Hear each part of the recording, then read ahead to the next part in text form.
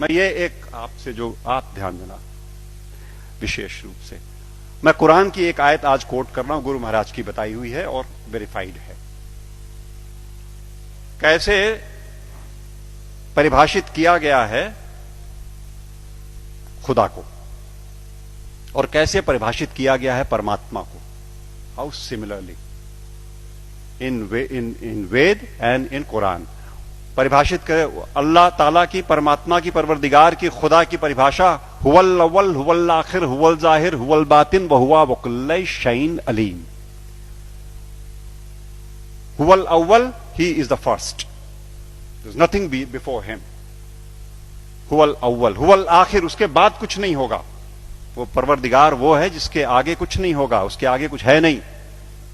हुवल जाहिर, जितना दिखता है वो सब वही है। हुवल बातिन, जो हमें दिखता है वही थोड़ी है। चंद्रमा का पिछला हिस्सा नहीं दिखता तो क्या है नहीं? तो जो तुम्हें नहीं दिखता लेकिन है वो भी वही है। हुवल जाहिर हुवल बातिन वहुवा वकुल्ल शैइन अलीम, हर बातों को जानने वाला है वो। और क्या कहते हैं वेद, क्या कहते हैं? शिव सहस्त्र नाम में भगवान शंकर के 1000 नाम हैं। अनाद्यंतः व्यक्ता व्यक्तः बहुश्रुतः। अनाद्यंतः, जिसका आदि नहीं, जिसका अंत नहीं। अनाद्यंतः व्यक्ता व्यक्तः, जो व्यक्त है वो सारा वही, जो अव्यक्त है वो वही। बहुश्रुतः, सर्वज्ञ, सब कुछ जानने वाला, कॉन्शियसनेस का सोर्स है ना वो, इसलिए सब कुछ जानने वाला वही परमात्मा, वही परवरदिगार।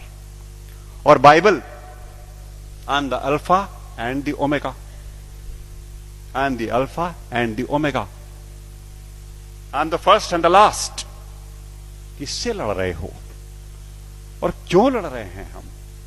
हम क्यों नहीं कोर में जाते और उन एक बातों को देखते जो एकदम एक तरीके से डिफाइन करता है उस परमात्मा को, और उसको छोड़ करके हम छिलकों पे लड़ाइयां लड़ रहे हैं। गूदे छोड़ करके हम छिलकों पे लड़ाइयां लड़ रहे हैं, जाने गंवा रहे हैं, दुकानें जलाते हैं, शहर फूंक देते हैं, और अपने इस देश की और आसपास के पड़ोसी देशों में भी तबाहियां कटी हुई हैं छिलकों की लड़ाई पे।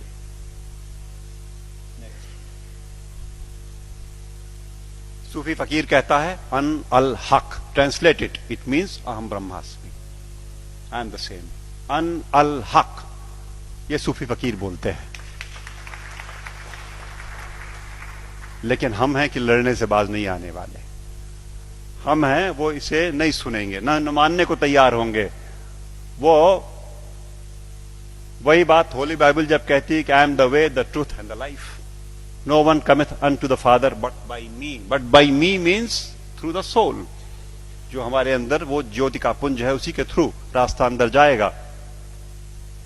एक बात और, वेद कहते हैं न तस्य प्रतिमा अस्ति यस्य नामा महद्यशः, उसकी परवरदिगार की कोई मूर्ति नहीं बन सकती। वेद कहते हैं निराकार ब्रह्म को जब परिभाषित करते हैं तो कहते हैं न तस्य प्रतिमा अस्ति यस्य नामा महद्यशः। गुरु जी बैठे हुए हैं, कुछ अगर खोट हो तो टोक देंगे। वो जो मूर्ति पूजन गलत नहीं है, अपने हिसाब से उन्होंने कहा वो इनिशियल स्टेजेस में आपके लिए ठीक है, करो आप, भाव आपने वहां प्रतिष्ठा की, आपको परिणाम देगा।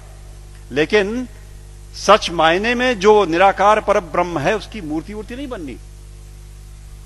तो बातें फिर वही सारी की सारी, जहां एका है वो देखेंगे नहीं, जहां झगड़ा है वहां बैठे हुए हैं, वहां हथियार निकाल लिए हैं। नेक्स्ट, सच बात तो यह है कि आज की दिक्कत यह है कि यह अधर्म जो है ये धर्म के रूप में चला आया है।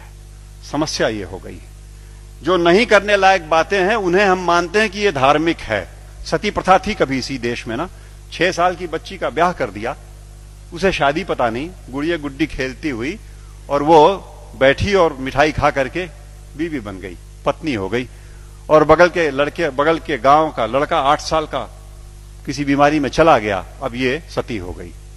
अब इसे चढ़ा दो किसी ढेर सारे लकड़ी के ढेर पे और लाठियों से पीट के और ढोल ढपाटे मचाते हुए सती कर दो। पागलपन। It was never a prescription of any of the religions that we have. लेकिन वो एक बार धर्म मान लिया लोगों ने तो अपनी बेटियों को जला दिया।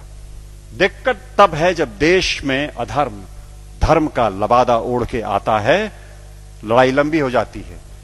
हम उसे धर्म मानते हैं जो अधर्म है। अभी चल रहा है, मैंने कैंपेन किया जबलपुर में, एंटी क्रैकर कैंपेन। दिवाली पे मर्यादा पुरुषोत्तम भगवान राम के आगमन के नाम पे ये देश विश्वनाथ जी 6,000 करोड़ रुपए का बारूद अपने आसमान में भरता है। 6,000 करोड़ का बारूद उस देश में जहां दिवाली के दिन करोड़ों के हाथ में एक बताशा नहीं और एक दिया नहीं। अधर्म। जुआ खेलते हैं, शराब पीते हैं, दिवाली में लक्ष्मी जी प्रसन्न हो जाएंगी जुआ खेलने से। What a madness is that. लेकिन चल रहा है। अधर्म जब धर्म का लबादा ओढ़ के घुसेगा समाज में तो नहीं निकलेगा आसानी से। और अगर वो निकलेगा आपके प्रयास से, आप जगे हुए लोग हैं, आपके प्रयास से जाएगा। राह चलतों के प्रयास में से वो हो बात नहीं आनी, वो समझ ही नहीं सकते। या आप सुन तो रहे हो, आप शायद समझ भी जरूर रहे होगे। इस देश का एक बड़ा हिस्सा इन बातों को न सुन पाएगा न समझेगा। धैर्य नहीं उसके पास, समझ भी नहीं उसके पास। और आवश्यकता इस बात की है कि अधर्म जब धर्म का लबादा ओढ़ के आए तो पहचान के इग्नोर कर दो। लड़ाई नहीं लड़नी, आवश्यकता नहीं उससे लड़ाई की। It only needs to be ignored and probably that will do the trick next.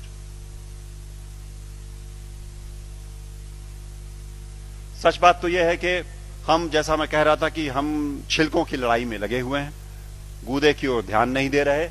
और मेरे घर पे मैं शाम को आसपास के मोहल्ले के गरीब बच्चों को पढ़ाता हूं, थोड़े से। उन्हें रोज एक टॉफी एक बच्चे को देता हूं, उनको इनकरेज करने को कि वो आए। और वो अब जाके थमा है कुछ दिनों पहले, वरना रोज का झगड़ा था। एक टॉफी लाल रैपर में, हरे रैपर में, पर्पल रैपर में। वो मुझे लाल चाहिए सर, मुझे हरी वाली चाहिए। लड़ने पे आमादा आपस में। और जिसे हरी मिल गई वो उछलता है, अंदर बिल्कुल एक चीज, लेकिन वो रैपरों की लड़ाई में परेशान। हमारा सारा देश आज इस धार्मिक रैपर की लड़ाई में गुथा हुआ।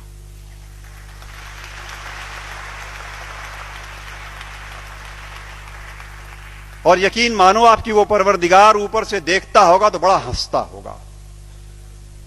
ये मनुष्य मेरा इंटीग्रिटी और मेरा कंपैशन लेकर के पृथ्वी पर मेरे नुमाइंदे बन करके इन रैपर्स पे उलझे हुए लड़ रहे हैं। और ये मेरे घर की छत के बच्चे तो चलो खाली आवाज कशी करते हैं, यहां तो चाकू लगा देते पेट में, यहां तो जान मार देंगे, दुकानें जला देंगे, शहर लूट लेंगे उन रैपर्स की लड़ाई में। कब तक चलेगा मित्रों? सच बात तो यह है, मैं हल्का महसूस कर रहा हूं आज आपके बीच में ये बातें कह करके। मैंने ये बोझ उतार करके आपके कंधे पे डाला। आज मैं अकेला था ये बात बोलने को। आज के बाद आप सबके ऊपर ये जिम्मेदारी है कि आप एक बार रुको, ठहरो, सोचो, जागरूक हो और जागरूक करो औरों को, वरना ये देश की तबाही ऐसे ही चलती रहेगी। नेक्स्ट।